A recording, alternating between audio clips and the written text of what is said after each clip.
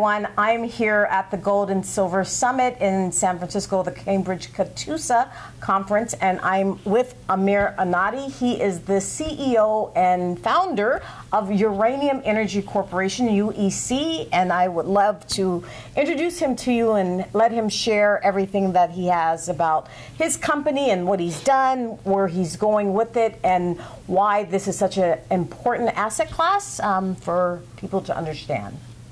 Well, thank you, and it's a real pleasure to connect with you. This is a very exciting conference because it's very focused on resources, and there's some very sharp people here. So, and we just had a lunch gathering for many of our shareholders, so it was a very good update. You know, I think when we look at the opportunities with uranium and nuclear power, we have to look at world population. Global population today is, just over 7 billion, and it's only increasing. Life expectancy is at its peak. We're living longer lives, healthier lives, and we live very energy-intensive lives. The fastest segments of energy growth is in electricity. We need electricity for just about everything from charging our devices, refrigerators, air conditioning, to now this new revolution with electric vehicles. Nuclear power has one application: electricity generation. Uranium is good for one thing in terms of industrial output, to be used as a fuel for electricity generation. So when I look at how we can meet the needs of 7 billion people, where every single one of us wants to live the same way. We all want the same devices, the same tools, the same lifestyles. We all want the same thing, especially now that we live a much more interconnected world. It's so easy for you in the US or Canada to see how someone is doing something in Asia, and we quickly pick up and we're at the same page. This to me is what's so exciting about the long-term trends of nuclear power, because in the long term we cannot satisfy our hunger for electricity with just burning coal or with just using natural gas or just having renewables. We need a mix, and having an energy mix should be as simple of an idea as you having a diversified investment portfolio, right? You're not going to go put all your eggs in one basket. Why would you do that with energy? So I think any diversified and balanced energy portfolio needs to have nuclear power, because nuclear power has qualities that are very unique and rare in the sense that it's large-scale electricity generation on a base load matter, so it's around the clock, it's 24/7, it's carbon emission free, and you can create a lot of electricity and power from very little fuel. Yeah. 3 barrels of uranium has the same energy equivalence as over 100,000 barrels of oil. That's remarkable. Yep. So for all those reasons, those were all things that really drew me to want to get involved as an entrepreneur in the uranium business in 2005. Wow.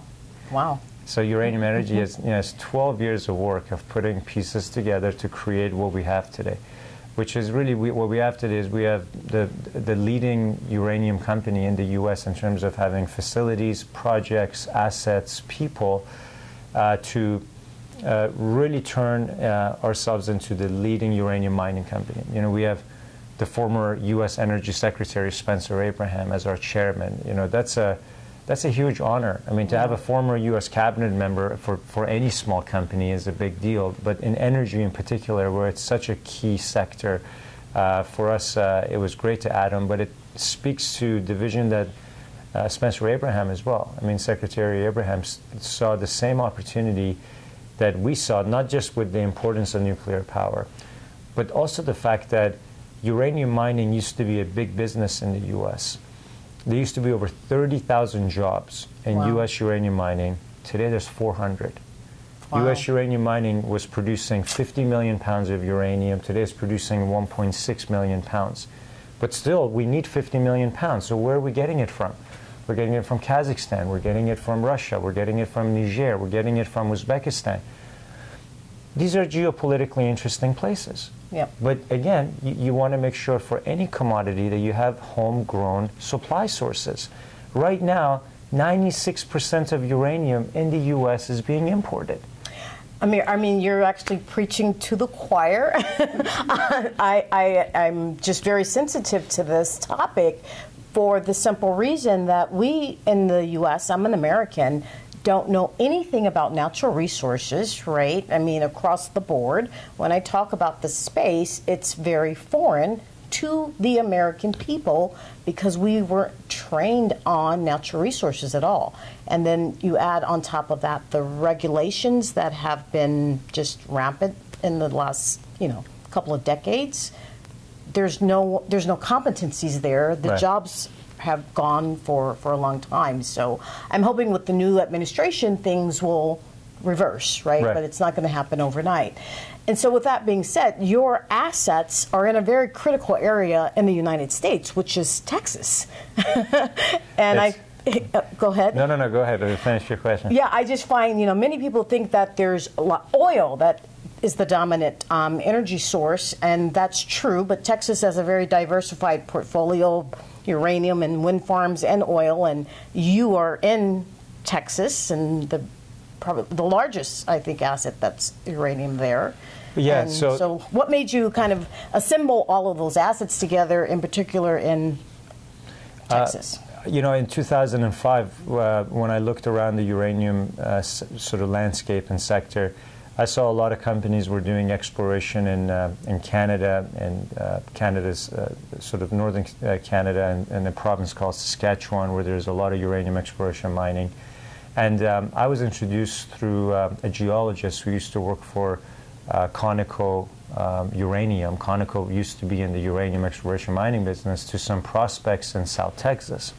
And I was quite fascinated by it in 2005. I flew down there. I drove around, looked at properties, looked at data, and I found it very compelling. I found the concept to be compelling that over the years, over the decades, a lot of oil and gas discoveries and exploration in South Texas, which is enormous. I mean, just the size of all the oil and gas industry and activity down there is world-class. Discovered uranium in association with deeper oil and gas deposits. At a shallower depth is where the uranium was encountered, and the oil and gas would be at thousands of feet below the surface, and uranium would be at hundreds of feet below the surface. But a lot of the landowners were not really open to uranium exploration mining. The oil and gas companies were interested, but overall the uranium prices just fell too low, and these companies got out. And when I looked at the data, I was blown away by it. And this is in 2005. Wow. And I thought, geez, the potential in South Texas could be enormous. Yeah. All these areas, all these ranches, all this land that it clearly has demonstrated potential for uranium. So we started putting the pieces together. And it was about building a team of landmen that would go and talk to landowners. It was about building community relations, being very active in local communities. We started giving out high school scholarships to high school students who wanted to go on and study science and math and university, and really making ourselves part of that community so we can have the key elements, which was, again, community relations, data, know-how, and land and lease acquisition. This took us years to put together. I mean, again, you can't do this overnight. And it was amazing. We started on this journey in 2005. In 2015, the U.S. Geological Survey published an extensive study identifying South Texas as one of the least explored regions of the U.S. for uranium, with the greatest amount of potential for world-class uranium deposits. And it was such a humbling moment and experience, like, that we had been on it for 10 years. Often I would explain to people, they'd say, "Why are you looking for uranium in Texas? Like, really, you guys should be doing something else there." But our thesis has really worked out, and it's we've now have a real kind of business down there in terms of having a processing plant, having our first mine that we built, and a lot of our production capability is on standby right now because the uranium prices got too low, and we felt just put the production on hold, invest more in the pipeline. But we have a business that can turn on and can produce uranium quickly from not only one location, but we have 3 separate locations permitted now. We're doing new exploration, we're doing new drilling. So, I'm really excited about it. And like you said, it's Texas. This is the energy capital of the U.S. It's a very business-friendly state. So when you think about all the red tape and issues that you typically have to go through to permit any mine, well, it's different if you're in the right state, in a geology that was so overlooked for many decades. And it took us a good decade to put together the elements, right? It's a very exciting position to be in for UC. You know, the reason why I'm smiling, I'm so happy and I'm elated that I'm part of this journey. You know, a very small part. I'm as an investor, but also too, you are a Canadian, correct?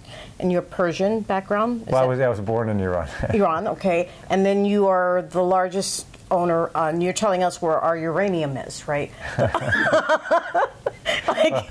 But I think that's what's so inspiring about the capital markets and entrepreneurship in North America and in the U.S. I mean, this is beautiful. This is beautiful. It is about people whose families or themselves have immigrated here because of oppression or distress situations elsewhere.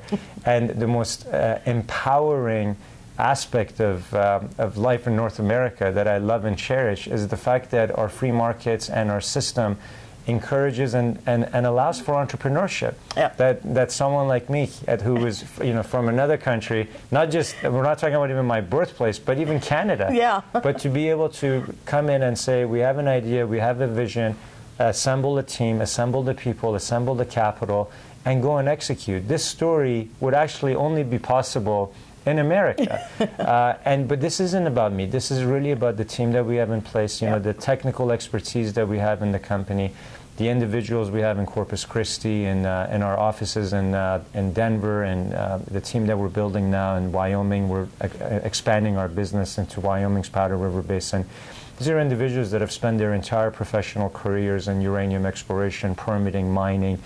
The executive team, to have a former U.S. Energy Secretary on as your chairman, for me to be able to speak and have as a sounding board the former U.S. Energy Secretary, on a weekly basis, a phone call away, that's a huge asset for any CEO, whether you're in oil and gas or uranium or nuclear power.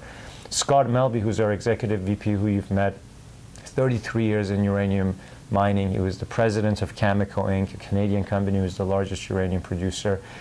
We have a deep bench of talent and expertise who are all very motivated and excited about the idea that we have everything it takes and is needed to be number one, to really to capture the market share.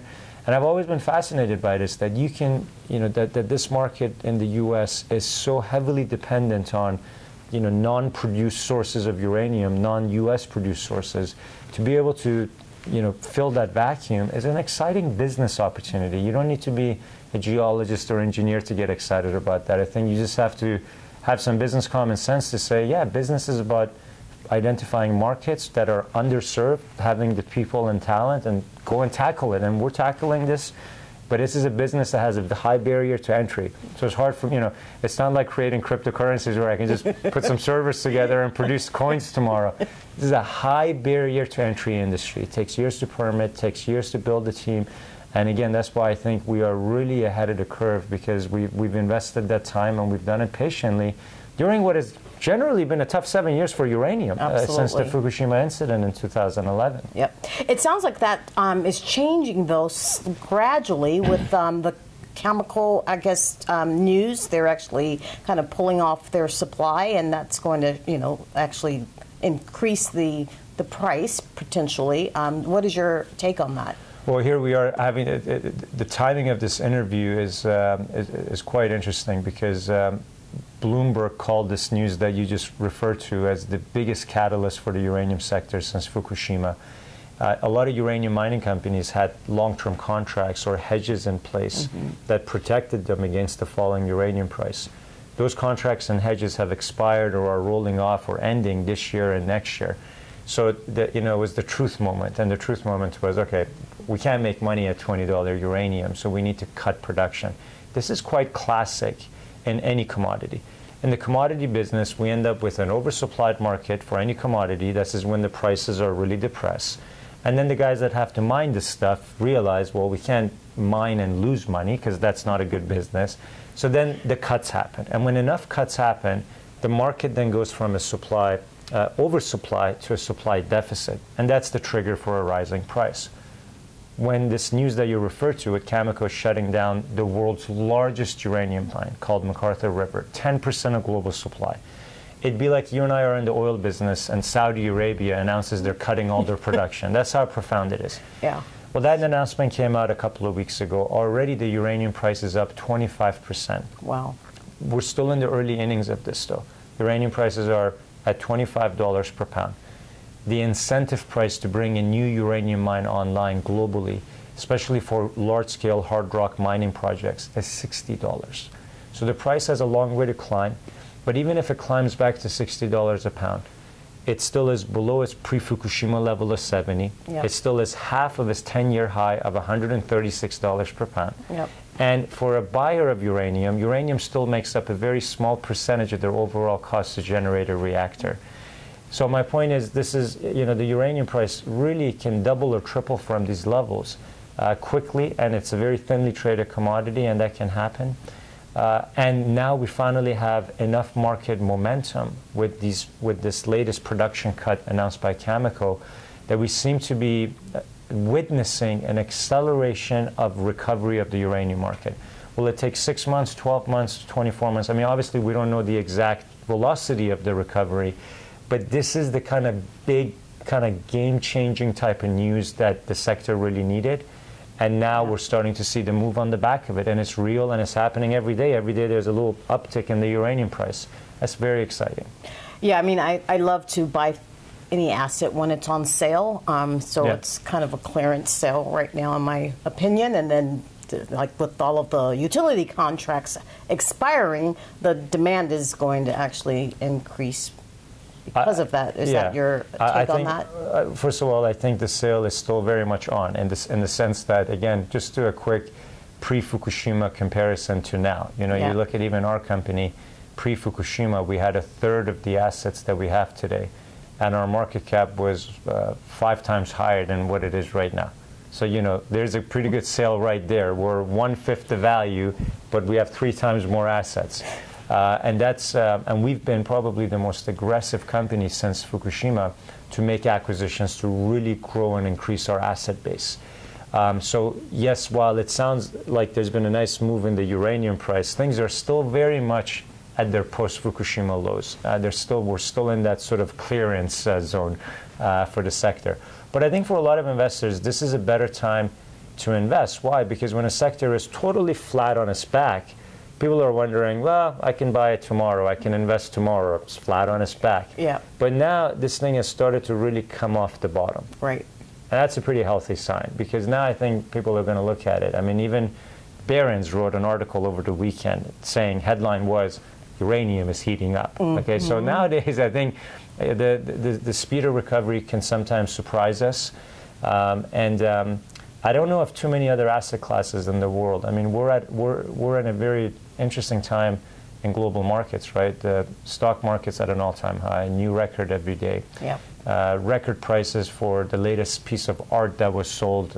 Everything is trading at all-time highs. I don't know of too many asset classes that you can buy that is valued at the decade low, and that can literally go up 2 or 3 times in value, and it would then still not be at its 10-year all-time high. So uranium, I think, really just has very little downside, a lot of upside from these levels, and it's a commodity that is absolutely needed because there's 440 reactors operating, 56 under construction. It is a growth industry, and unless you want to bet against human civilization wanting or needing more electricity, 7 billion people are not going to need less electricity. They're going to need more electricity.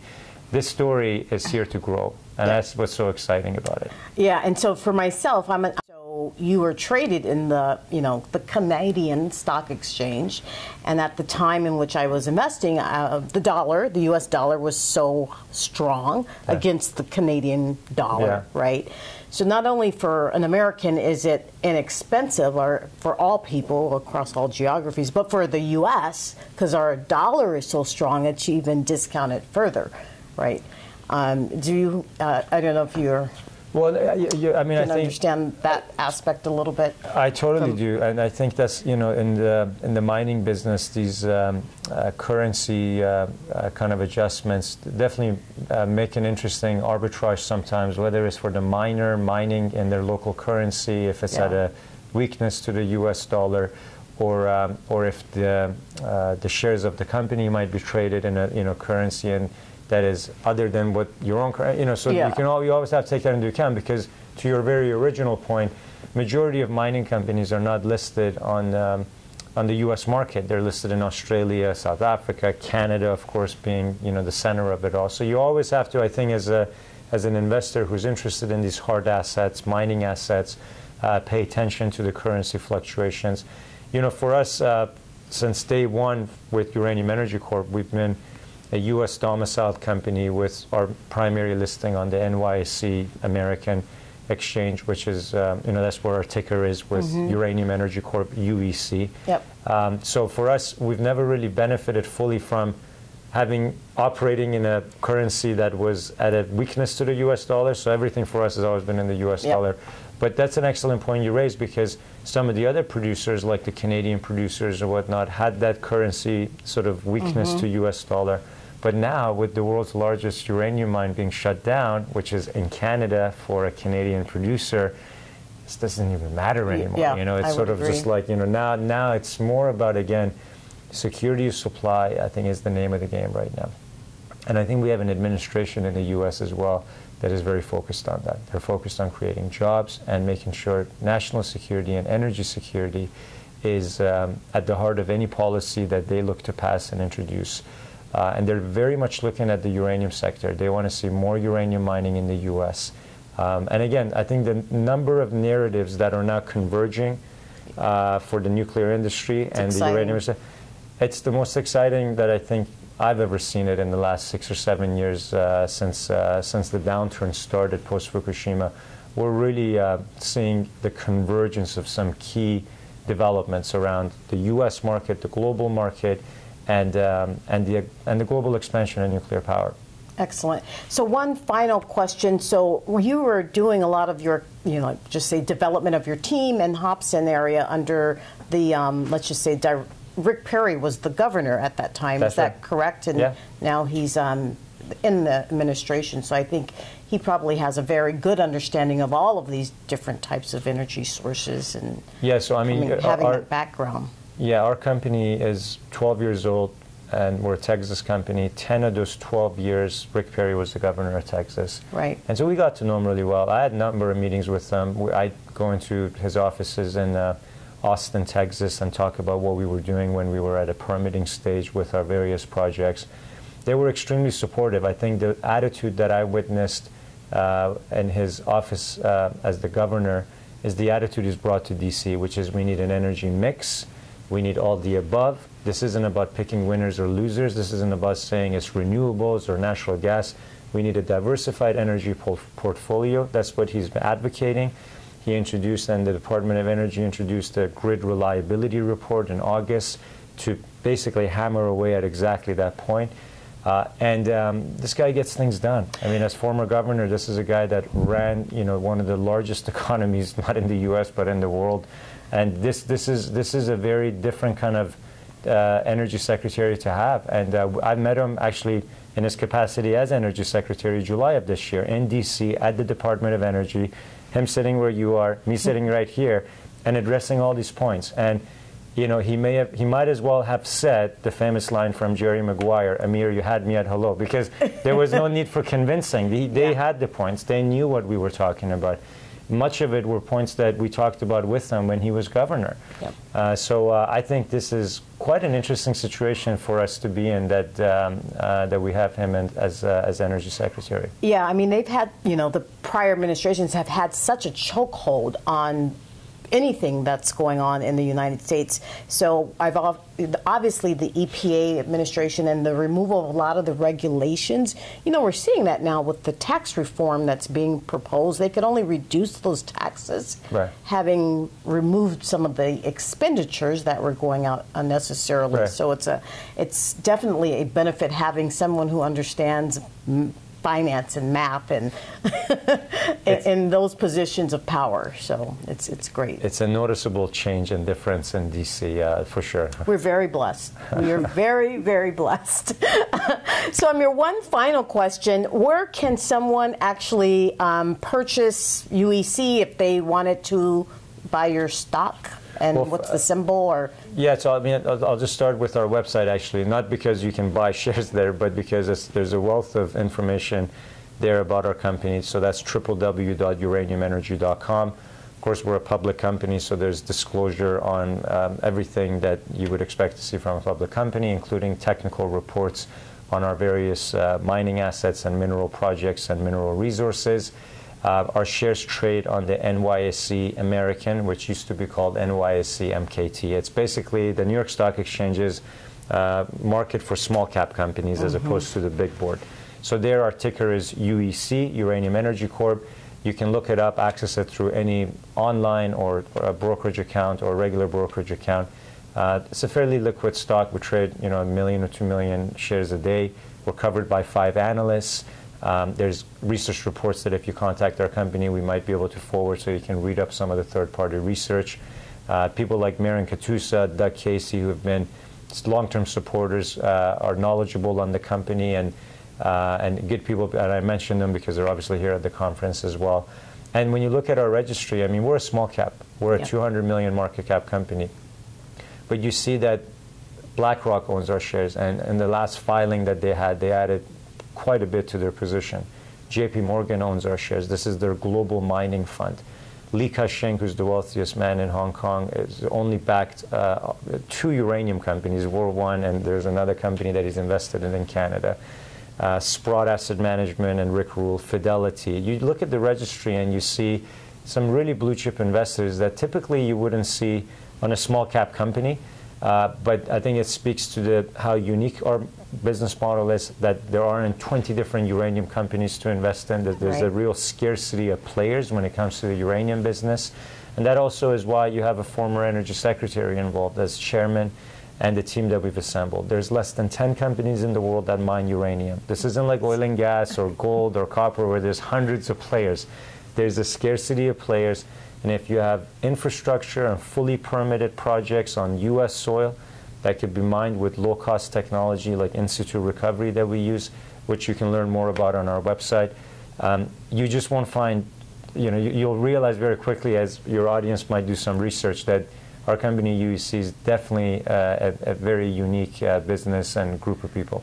Well, having you at the helm, leading it, I'm Thank sure, you. and your entire team, I'm very fortunate to have seen it grow and blossom and be a partner with you. And thank you so much for sharing all of this with the audience. And I hope to have you back again, and we can talk about some of the other endeavors that I would love that you're working on. That's my pleasure. Excellent. Thank you so much. Thanks, Amir. Thank you.